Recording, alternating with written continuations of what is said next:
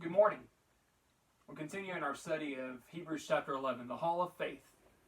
We've talked about Enoch, we've talked about Abel, we've talked about Noah. We come this morning to Hebrews chapter 11, verse 8. It says, "By faith Abraham obeyed when he was called to go out to a place that he was to receive as an inheritance. And he went out, not knowing where he was going. By faith he went to live in the land of promise, as in a foreign land, living in tents with Isaac and Jacob, heirs with him of the same promise. For he was looking forward to this city that has its foundations, whose designer is the builder is God. By faith Sarah herself received power to conceive, even when she was past the age, since she considered him faithful who had promised. Therefore from one man, and him as good as dead, were born descendants, as many as the stars of the heaven, and as many as the innumerable grains of sand by the seashore." Abraham and Sarah, the fathers and mother of the church, the beginnings of all that is, God's promise. We find the story of Abraham and Sarah in Genesis chapter 12, and I'm going to read you just a little bit of that. Excuse me. It says, "Now the Lord said to Abram, go from your country and your kindred and your father's house to the land that I will show you. And I will make of you a great nation, and I will bless you and make your name great, so that you will be a blessing. I will bless those who bless you, and him who dishonors you I will curse. And in you all the families of the earth shall be blessed. So Abram went as the Lord had told him, and Lot went with him. Abraham was 75 years old when he departed from Haran. And Abram took Sarai his wife, and Lot his brother's son, and all their possessions that they had gathered, and the people that they had acquired in Haran, and they set out to go to the land of Canaan. When they came to the land of Canaan, Abram passed through the land to the place of Shechem, to the oak of Moreh. At that time the Canaanites were in the land. Then the Lord appeared to Abram and said, to your offspring I will give this land. So he built there an altar to the Lord, who had appeared to him. From there he moved to the hill country to the east of Bethel, and pitched his tent in Bethel on the west, and Ai on his east. And there he built an altar to the Lord, and called upon the name of the Lord. And Abram journeyed on, still going towards Negeb." And I'll pause my reading there because we could go on for another 12 chapters. The story of Abram and Sarai. Later, God changes their name to Abraham and Sarah. The names we're familiar with, the names that are mentioned in the Hall of Faith. But it starts there in Genesis chapter 12. It starts with a man named Abram, 75 years old, had never had a child. And Sarai, his wife, who had never borne him a son. And God comes to Abram and makes him a promise and makes him a vow. And says, I'm going to increase your number. I'm going to make you such a great number that you won't be able to count it. The stars in the sky, the sands on the earth, you'll never be able to find out how many descendants you have. You'll be blessed. And people will call you blessed. This is an old man. 75 years old. And God tells him this, and Abram has faith. Says, all right, let's do this. But God tells him something more than just, I'm going to make you a great nation. I want you to pick up and leave. I want you to take all you have and go. Take your wife and go to a place you've got no idea where you're going. You've got no idea who's there. You have no friends. You have no family there with you. God tells him, trust me. And go. And so Abraham and his wife Sarah and his nephew Lot, they pick up all that they got and they travel. And they go off to find the new land, the land of promise. The land that is promised to them. The land that will be fruitful. The land that the builder of the land and the house is God.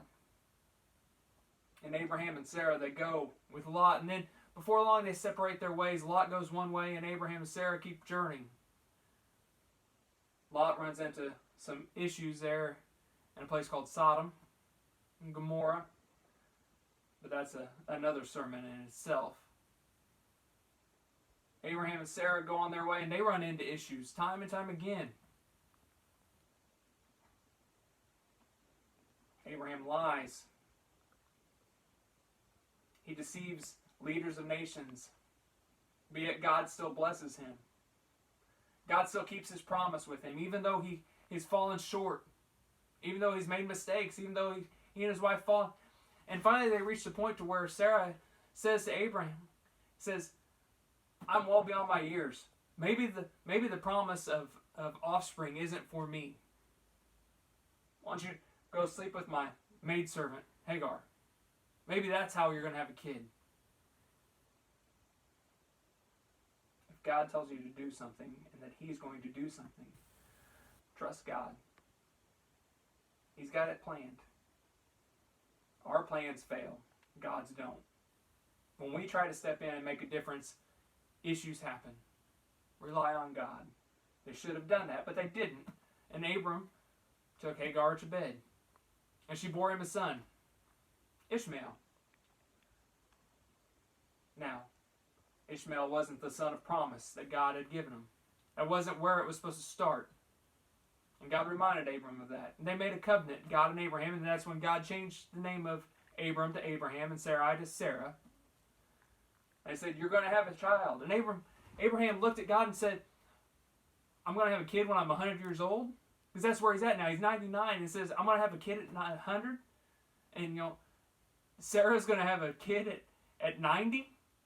Are you serious right now? And God said, trust me. Rely on me. Believe in me. And Abraham said, all right. You got it.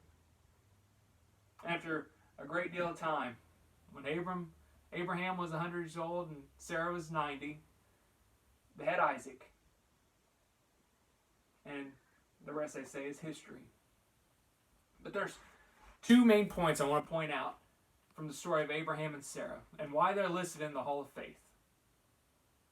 The first is they listened to God. Too many times we get moving in our own direction and we forget to sit back and listen and pay attention to what he has, because there's more to just listening with our ears.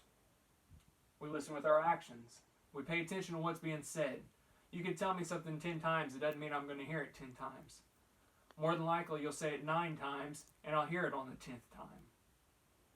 That's just the way our minds work. We don't pay attention. Abraham and Sarah listened to God. They said, I don't know where I'm going, but God said I need to go. So I'm going. I don't know how I'm going to have a kid, but God said I'm going to have a kid. So we're going to have a kid. I'm going to be a great nation. I don't know how that's going to look and how that's going to work, but I'm going to trust God. They listened. But beyond even just listening, they did. They went. They packed up everything, they went, and they took off on a journey. They did what they needed to do. And even when they failed many times, and they fell short over and over and over again, they still looked at God and said, we messed up, but we're with you still. See, they listened to God and they followed God. And that's where we've got to be in our lives. Listening and following. Proverbs chapter 3 verses 5 and 6 says, trust in the Lord with all your heart and lean not on your own understanding. Acknowledge him in all your ways and he will make your paths straight. That's how Abraham and Sarah went on their journey. How they got to where they needed to go, where they needed to be, was the fact that they listened to God. They trusted in him, that he would make their paths straight. Jeremiah chapter 29 verse 11 says very simply that I know the plans I have for you, declares the Lord. Plans to prosper you and not to harm you. Plans to give you a hope and a future. That's the plans God has, and that's the plans that Abraham and Sarah were told about. That's what God had in store for them, and that's what God has in store for us. And we can take great reflection into Abraham and Sarah's lives, that even though they failed over and over and over again and tried to do their own thing time and time again, they still relied on God. They listened to him, and they followed him. God knows the plans he has for you. Life may seem all kinds of out of whack right now. We've got new issues popping up daily all around us. We might be insulated in our little circle in, in Davies County or wherever you may be. But the fact is that the world, even in our little circles, can get crazy and hectic. The reason it does that is because we try going our own way. We try doing our own thing. We try being who we are, and nobody's going to tell us how to live our lives and be who we are. Abraham and Sarah are in the Hall of Faith because they listened to God. And when they did wrong, they admitted it and said, you know what? I tried my own way and I'm sorry. I'm dumb. And they followed God. The thing is this, guys. If God, with just speaking a word, can create this entire universe and everything in it, and he can create us out of dust and create our bodies to do all that they can do, do you really think he's going to leave us high and dry? Do you think he's going to lead us down the wrong path? Do you think he's going to sit back and say, watch this, I'm going to leave him out there and let him fail? No. He wants us to listen to him. He wants us to follow him. Why do we tell our kids don't play in the middle of the street? Because we want them to not have fun in the middle of the street? No, because we don't want them to get hit by a car. We expect our kids to listen to us, to trust us. If we expect that out of our kids, be it your own kids or kids you are in charge of, whoever it is, shouldn't we try to do the same thing with God? The rules and expectations he's placed on us aren't for punishment. They're because he has a better hope and a better future in store for us, and he wants us to follow that. Trust in the Lord with all your heart.